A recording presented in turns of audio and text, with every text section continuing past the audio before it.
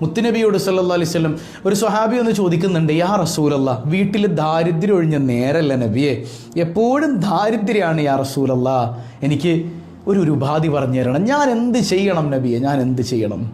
ഹബീബായ സല്ലല്ലാഹു അലൈഹി വസല്ലം തങ്ങൾ പറയുന്നുണ്ട്, മോനെ നിങ്ങൾ സൂറത്തുൽ ഇഖ്ലാസ് പാരായണം ചെയ്തോ, വീട്ടിലേക്ക് കയറുമ്പോൾ സൂറത്തുൽ ഇഖ്ലാസ് ഓതിക്കോ, ദാരിദ്ര്യമില്ലാതാകും. നബി മുഹമ്മദ് മുസ്തഫ സല്ലല്ലാഹു അലൈഹി വസല്ലം.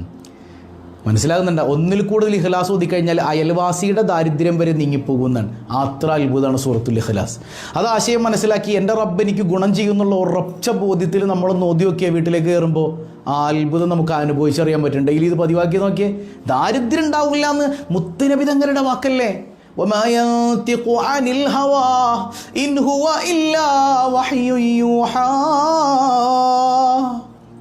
എൻ്റെ മുത്തുനബി അള്ളാഹ് പറഞ്ഞതല്ലാതെ സ്വന്തം ഇഷ്ടപ്രകാരം ഒന്നും പറഞ്ഞിട്ടില്ല. വഹിയല്ലാതെ അവിടെ നിന്ന്